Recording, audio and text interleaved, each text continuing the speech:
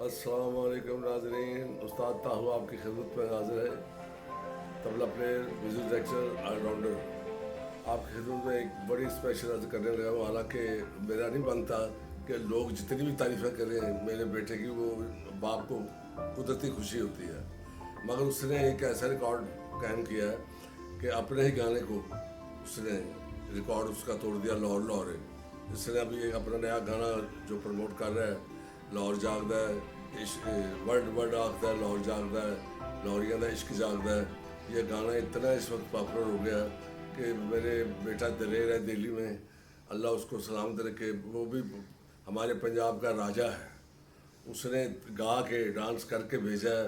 वो उसने सारी ज़िंदगी का मुझ पे इतनी मोहब्बत का एहसान किया कि मैं उसका एहसान उतार नहीं सकता।